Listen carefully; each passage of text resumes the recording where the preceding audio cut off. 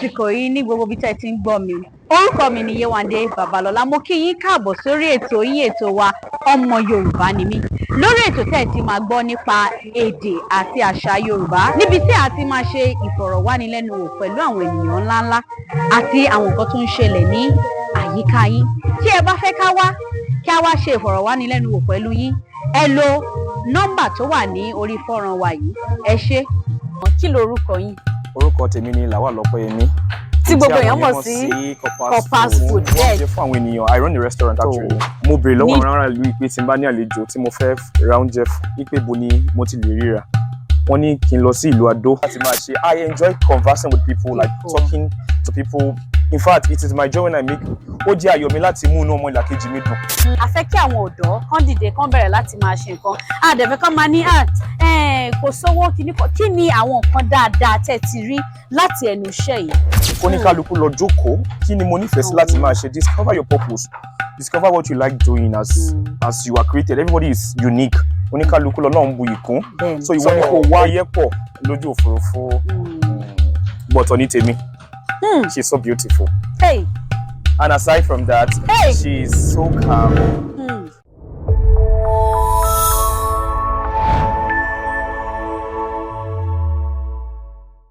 Ẹ kú dédé àsìkò yìí ẹ̀yin olólùfẹ́ mi, ṣé dáadáa la bá yín? Ẹ káàbọ̀ sí orí ètò yín ètò wa Ọmọyorùbánimí, níbi tí a ti mú àwọn oníṣẹ́ ọwọ́ lóríṣiríṣi wá sí ojú ìwòran yín. Lónìí níbo la wà? A wà ní ìlú Ọ̀tún Èkìtì lọ́dọ̀ Kopa food. Ṣùgbọ́n ó máa dáa kẹ́ gbọ́ orúkọ wọn lẹ́nu wọn. Kí lorúkọ yín? Orúkọ tèmi ni Lawal Opeyemi. Tí gbogbo èèyàn mọ̀ sí Kopa food. Bẹ́ẹ̀ ni, Kopa food yẹn gangan ni mo fẹ́ gbọ́. Ó dáa, níbo lẹ̀ ń gbé gan? Mo ń gbé nínú ìlú Ọ̀tún. Ìlú Ọ̀tún lẹ̀ ń gbé. Ṣùgbọ́n ẹ̀ ń ṣe ọmọ Ọ̀tún àbí? Ọmọ Ògùn State, Abẹ́òkúta. Nìyí. Iṣẹ́ wo lẹ wá ń ṣe? Mo ń wá oúnjẹ fún àwọn ènìyàn. I run the restaurant actually. Ní ìlú Ọ̀tún yìí. Bẹ́ẹ̀ ni. Ó dáa, báwo lẹ ṣe bẹ̀rẹ̀ gan? Ìsìn ìlú, iṣẹ́ agùnbánirọ̀ ló gbé mi dé ìlú Ọ̀tún. I was posted in the local government, Moba, Ọ̀tún Èkìtì. So mo béèrè lọ́wọ́ àwọn ará ìlú pé tí n bá ní àlejò tí mo fẹ́ ra oúnjẹ fún, torí mi kì í ṣe ẹni tó ń dáná.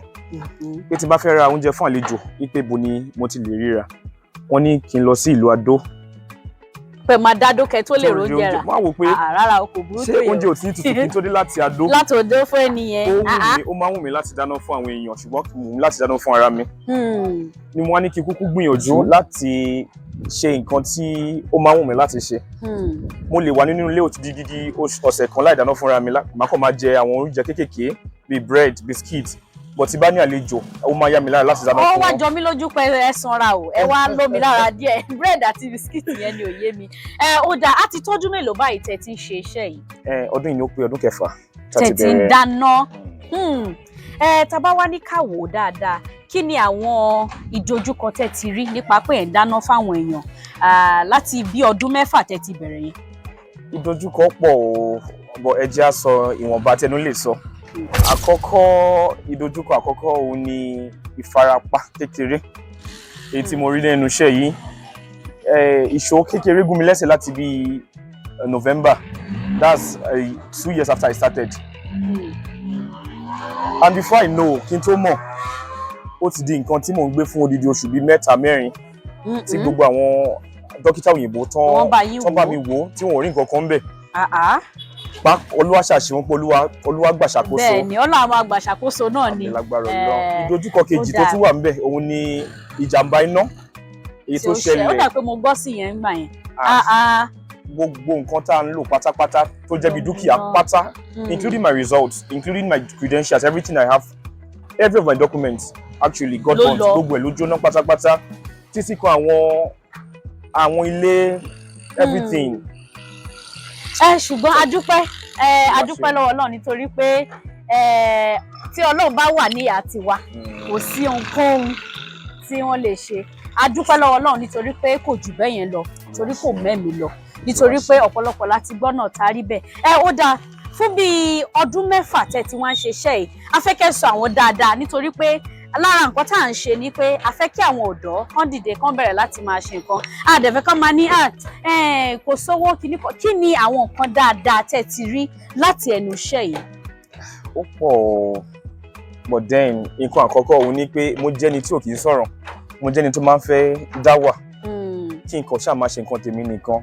Ṣùgbọ́n láti ìgbà tí mo ti bẹ̀rẹ̀ iṣẹ́ yìí ẹ lè dá wà láti máa bá èèyàn sọ̀rọ̀ èmi gan la kọ́kọ́ tá a wá disturb ó wá jẹ́ nǹkan ayọ̀ mi tí mo nífẹ̀ẹ́ sí láti máa ṣe. I enjoy conversing with people, like talking to people. In fact, it is my joy when I make. Ó jẹ́ ayọ̀ mi láti mú inú ọmọ ìlàkejì mi dùn. Ó máa ń wú mi lórí ní gbogbo ìgbà. Mi kì í fẹ́ kíyàn wà ní àyíká mi kó má nínú dídùn. Ó máa ń wù mí láti bá wọn sọ̀rọ̀ ní gbogbo ìgbà. Ó dáa. Inú mi dùn fún bẹ́ẹ̀ ṣe ti sọ àwọn nǹkan tẹ́ ti rí lẹ́nu iṣẹ́. Tẹ́ bá wá fẹ́ gba ọ̀dọ́ nímọ̀ràn nípa iṣẹ́ tẹ́ ń ṣe, kí ni ìmọ̀ràn tẹ́ ẹ gbà wọ́n ká tó lọ sí abala kejì? Ẹ kò gba ọ̀dọ́ nímọ̀ràn pa iṣẹ́ tẹ́ ń ṣe yìí o, kí ni àwọn nǹkan? Ká gbà pé mo wá sí ọ̀dọ̀ yín fún àmọ̀ràn báyìí pé iṣẹ́ tẹ́ ń ṣe, ẹ gbà mí nímọ̀ràn ráńpẹ́. Ní ṣókí, torí tá a bá ní ká máa sọ ilẹ̀ aṣú, ilẹ̀ amọ́, ohun olúkálukú wa lọ́lọ́run ti fún ní ẹ̀bùn pàtàkì. Ṣùgbọ́n a lè má farabalẹ̀ láti mọ̀ pé kíní ìbò ṣe kéré tó ẹ̀bùn ni.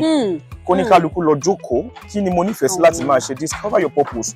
Discover what you like doing as you are created. Everybody is unique. Oníkálukú lọ́lọ́run bu ìkún. So ìwọ ni kó wá ibi tó dá sí, kó dẹ̀ dì mú, kó má ṣọ̀lẹ. Kò jù bẹ́ẹ̀ lọ. Má ṣọ̀lẹ, wá ibi tó dá sí kó dẹ̀ ṣe. Kódà tí ẹ ti wà ní ìlú yìí fún ọdún 7, ẹ dẹ̀ ti bẹ̀rẹ̀ iṣẹ́ fún ọdún 6 nítorí pé ẹ lo ọdún kan fún iṣẹ́ àgùnbánirọ̀ tẹ̀sìn ìlú wa Ọ̀tún Èkìtì.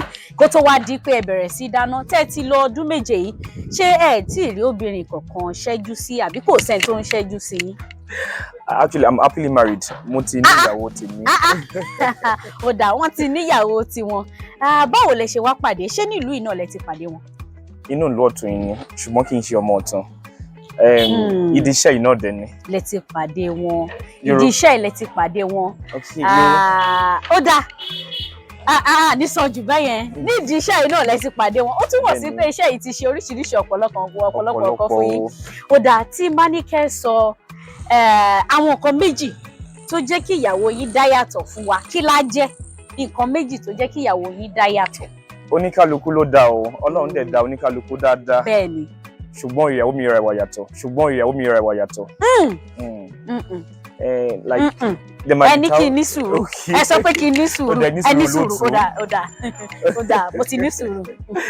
So ẹyẹ pọ̀ lójú òfurufú, bọ̀tọ̀ ní tèmi. She's so beautiful. Hey. And aside from that, she's so calm. Èmi ò calm o. No. Calm rárá ni. Mi ò sọ bẹ́ẹ̀ o. She's so calm. Ẹ kúkú parí ẹ̀. Everybody is unique. Olóòtú ò calm. Ó dà, kò sí wàhálà. She's unique, she's calm, and she's beautiful. Inú wa dùn púpọ̀ pé ẹnu iṣẹ́ náà lẹ ti pàdé òrékelẹ́wà wa. Tí ìyàwó yín bá ń gbọ́ wa báyìí, mo fẹ́ kẹ́ kí ìyàwó yín fún wa. Ìyàwó mi ò kí ń ṣe ọmọ Yorùbá o. Ó yá, ẹ kọ sọ àwọn ọ̀rọ̀ tó dùn. Okay. Anya o Ojimago tó gbẹ̀. So that means I'm saying greetings to you, my dearly wife. Ó yá, ẹ wá sọ àwọn ọ̀rọ̀ tó dùn fún wọn lédè Yorùbá nítorí pé wọ́n wá fẹ́ wa ní ilẹ̀ Yorùbá. Ìyàwó mi ọ̀wọ́n. Àpọ́nbẹ́pọ̀ rẹ. Ìbàdí àrán. You are the. Ṣé wọ́n mọ̀ tún àwọn nǹkan tẹ́ ń sọ yìí? Yes, definitely. Ó yá. She understand. Ẹni tó mú ayọ̀ wá sílé ayé mi. Ẹni tó yí ìgbé ayé mi padà sí ọ̀tún. She is my 1 in a million. She is my one and only. Ó ti tó, ẹ ṣé. God bless you. Ẹ má jẹ́ káwa ká máa nàgà pé kí ló ń ṣẹlẹ̀. Ó dáa, mo fẹ́ béèrè àwọn ìbéèrè ráńpẹ́ lọ́wọ́ yín nípa ìyàwó yín. Lákọ̀ọ́kọ́, kí ni àwọ̀ tí ìyàwó yín fẹ́ràn jùlọ? Our favorite color is color pink o. Ó nífẹ̀ẹ́ sí pink lọ́pọ̀lọpọ̀. Pink. Ó dáa. Màá tún wá béèrè lọ́wọ́ yín wípé kí ni òǹkà tó wà lẹ́yìn bàtà wọn, the shoe size tó wà ní ẹ̀yìn bàtà wọn? Ó túmọ̀ sí pé bàtà tó ń wọ̀, kí ni òǹkà tó wà lẹ́yìn ẹ̀? 39. That's 39. 39, 39. Ó dáa. Tí a bá pè wọ́n nísìnyí, tí nǹkan tó bá sọ tó bá jọ mọ́ nǹkan tẹ́yìn náà sọ, à á fún yín ní 1,000 náírà. Lẹ́yìn náà, make it clear o. She wear 39 and she wear 38. And so she in between the two, she wear the two. ìkan la máa mú o. Méjèèjì ni depending on the style of the kind of shoe she's wearing. Ó depend lórí bàtà tó bá fẹ́ wọ̀. So she wears it too. Ẹ jẹ́ ká ṣe báyìí, a máa fún yín.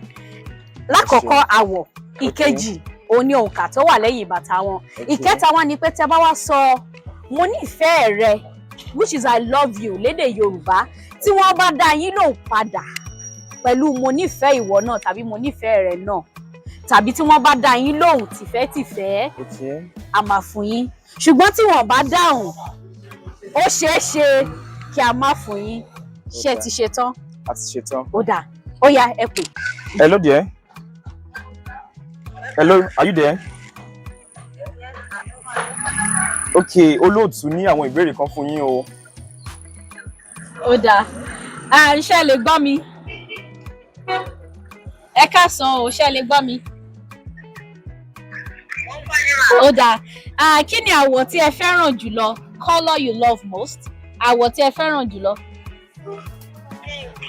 Pink. Ó dáa. Kí ni òǹkà tí ó wà lẹ́yìn bàtà yín? Which is the shoe size number? My shoe size. Bẹ́ẹ̀ ni mà. 38. Ó dáa.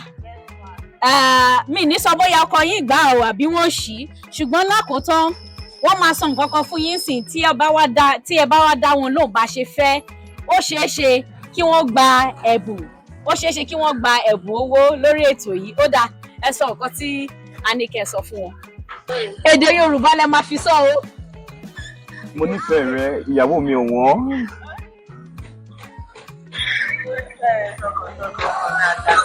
God bless you so much. I love you. Wọ́n ní mo nífẹ̀ẹ́ rẹ tọkàntọkàn, ọkọ mi àtàtà. Ó dáa, ẹ ní 1000 náírà ní orí ètò yìí. A dẹ̀ máa fún yín tá a wá ṣe tán. Ẹ pàtẹ́wọ́ fúnra yín. Ẹ ṣé. Ó dáa, abala tó kẹ́yìn ètò yìí fóònù ìlàdé yìí tí a ti máa béèrè ìbéèrè 4 ní èdè Yorùbá. Tí wọ́n bá gba àkọ́kọ́, wọ́n ní àǹfààní láti lọ sí ìkejì. Ṣùgbọ́n tí wọ́n bá ṣí, wọn ní àǹfààní láti tẹ̀síwájú. Ó dáa, ṣé ti ṣe tán? Bẹ́ẹ̀ ni lóòtú. Ìbéèrè àkọ́kọ́ tí màá béèrè lọ́wọ́ yín ni pé kẹ́ sọ question lédè Yorùbá. Ìbéèrè. Ó dá yín lójú? Bẹ́ẹ̀ ni. Ó dáa. Ìkejì ni pé kẹ́ sọ cup lédè Yorùbá. Ife. Ife. Ṣó dá yín lójú pé ife náà pé? Bẹ́ẹ̀ ni. Ife ìjẹun àbí ife ìmomi? Ife tó fi ń mọmi, ife ìmọmi. Ó dáa. Ìkẹta ni wípé kí ẹ sọ phone ní èdè Yorùbá. Ẹ̀rọ ìbánisọ̀rọ̀ tàbí ẹ̀rọ gbohùngbohùn. Níbo ló ń gbóhùn lọ? Níbo ló ń gbóhùn sí? Láàárín èèyàn méjì tàbí jù bẹ́ẹ̀ lọ. Gbóhùngbohùn. Gbóhùngbohùn ló fi ń sọ̀rọ̀. Ó dáa, ẹ̀rọ ìbánisọ̀rọ̀. Ẹ̀rọ ìbánisọ̀rọ̀.